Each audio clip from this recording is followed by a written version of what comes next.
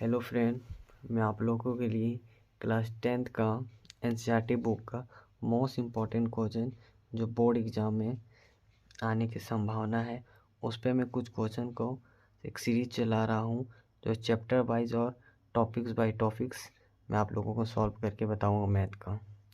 तो मैंने यहाँ पे 2.2 बहुपद चैप्टर का क्वेश्चन लिया है जिसे मैं सॉल्व करके आप लोगों को बताता हूँ कि निम्न द्विघात बहुपद के शून्यांक ज्ञात कीजिए और शून्यांकों तथा गुण्यांक के बीच के संबंध की सत्यता की जांच कीजिए।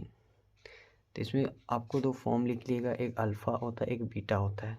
मैं आपको कुछ फार्मूला लिखा रहा हूँ। सबसे पहले जैसे एक फार्मूला होता है शून्यांकों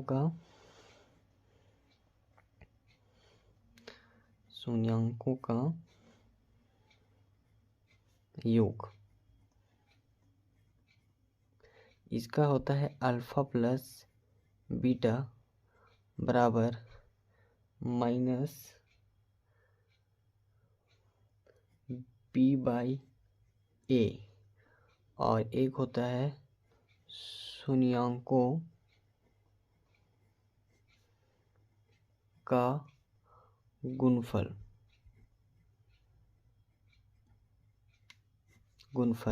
ये होता है अल्फ़ा इंटू बीटा बराबर c/a। ये दो फार्मूला है जो यहाँ पे मैं पुट करूँगा। इसमें पहले आपको फार्मूला लिख के बता दिया। जैसे एक टर्म दिया हुआ है, यहाँ मैं फर्स्ट क्वेश्चन को सॉल्व करके बताता हूँ, ये वाला, ठीक है, सॉल्यूशन, ठीक है, कि दिया हुआ क्या है मेरा। फर्स्ट क्वेश्चन में ले लेता हूँ यहाँ पे 4s² माइनस 4s प्लस 1 बराबर 0, ठीक है। फर्स्ट क्वेश्चन को मैं सॉल्व कर रहा हूँ।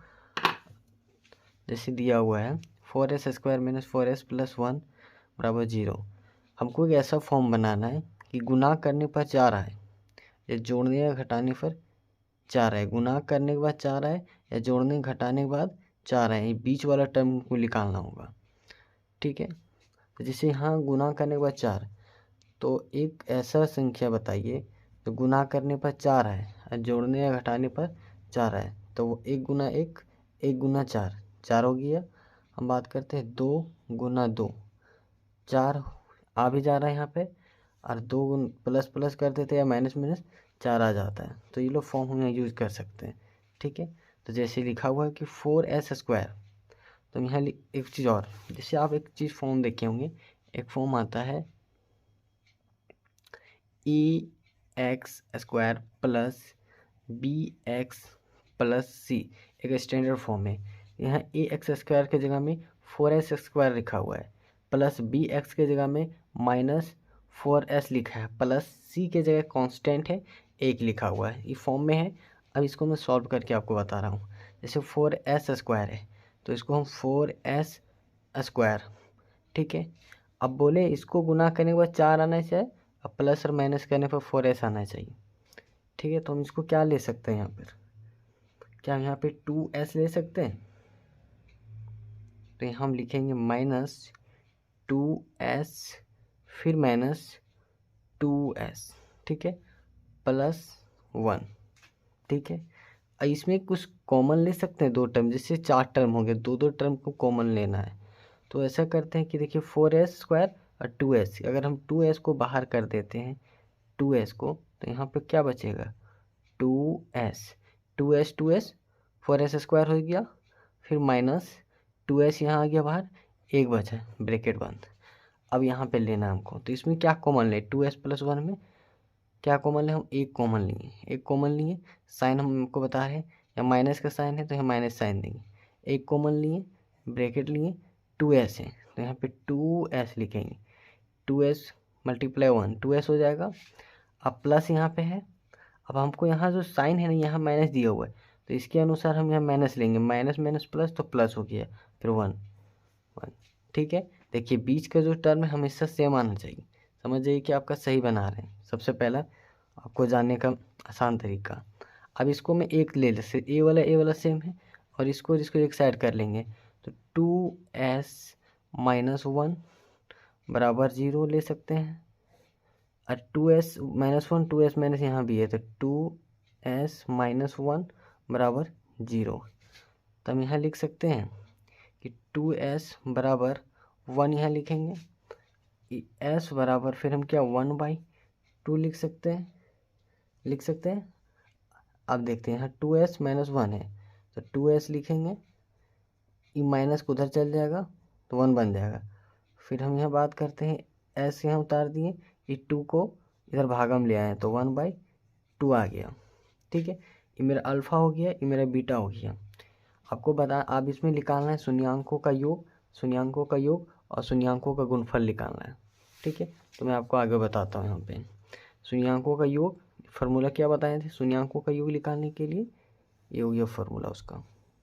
ठीक है, मैं यहाँ पे डायरेक्ट जिसमें आपको यहाँ जैसे ए बी सी जो यहाँ पे टर्म दिख रहा है ना, यहाँ पे सी यहाँ पे, तो इस टर्म को आपको यहाँ बताते हैं। जैसे आप लिख सकते हैं यहाँ पे ए बराबर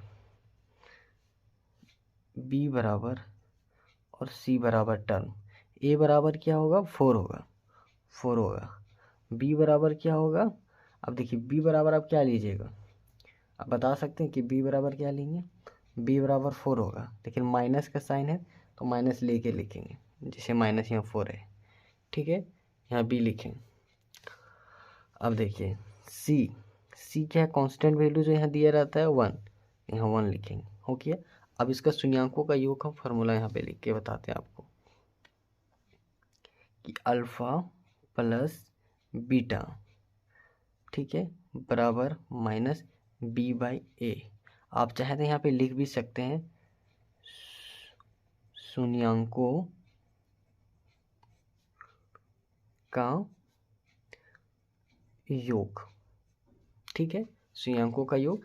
अब अल्फ़ा क्या है, अल्फ़ा यहाँ 1/2 है तो यहाँ लिख सकते हैं 1/2, सॉरी दिख नहीं रहा होगा, 1/2 प्लस बीटा क्या है 1/2, ठीक है, बराबर माइनस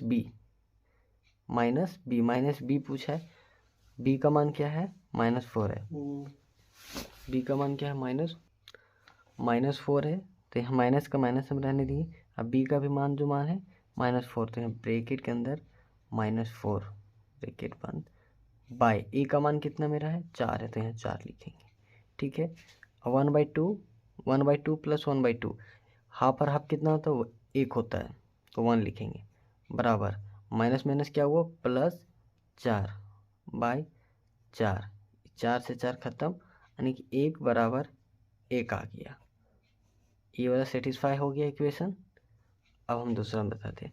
अब क्या बोला गया है, सॉरी दिख नहीं रहा होगा, जैसे मैंने यहाँ क्या बताया, alpha plus beta minus b/a हो गया।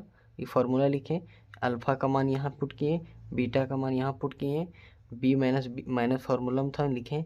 अब बी का भी मान दिया हुआ है -4 लिखें, ये 4 यहाँ फिर लिखें ए का मान। उसके बाद हाफ 1/2 प्लस 1/2, हाफ 1 होता है 1 लिखें, माइनस प्लस हो गया, 4 को 4 लिखें, ये 4 यहाँ लिखें, 4 से 4 कट गया, 1 बराबर 1 आ गया। इक्वेशन ये हो गया। अब शून्यांकों का गुणफल निकालना है तो मैं यहाँ पे आपको बताता हूँ इसको यहाँ पे आपको बताता हूँ। ठीक है, अब क्या है, शून्यांकों का गुणफल। ठीक है, इसका फॉर्मूला अल्फ़ा इंटू बीटा बराबर c/a। ठीक है, अल्फ़ा का मान क्या है 1/2 लिखेंगे, 1/2 इंटू बीटा का मान 1/2 बराबर c का वैल्यू क्या है, ये c देखिए यहाँ पे लिखे हैं 1 लिखेंगे, a क्या लिखे हैं 4 लिखे हैं, यहाँ 4 लिखे 1 इंटू 1 2 इंटू 2 4 बराबर 1/4। तो ये भी इक्वेशन आपका सेटिस्फाई हो गया। ये शून्यांकों का गुणफल था, यहाँ पे आपको मैंने रब करके बताया है इतना। ठीक है, तो बस इतना था। इस आप इतना लिख दीजिएगा, आपको फुल मार्क्स मिल जाएगा। अब मोस्ट इम्पॉर्टेंट क्वेश्चन है, आप यहाँ पे लिख सकते हैं, जैसे इक्वेशन इसको 1 मान लेंगे हम इसको चाहे 1 मान लेते हैं, इसको 2 मान लिए। अब यहाँ लिख सकते हैं, यहाँ पे हम लिख सकते हैं एक स्टेटमेंट यहाँ पे हम लिख सकते हैं, आपको हम लिख के बताते हैं कि अतः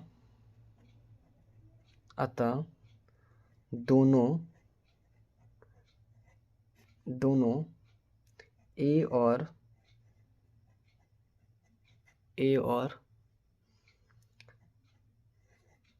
ए कर दो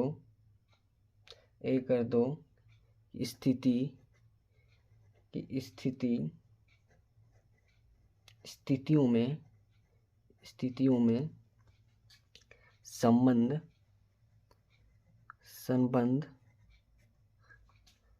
सत्य है।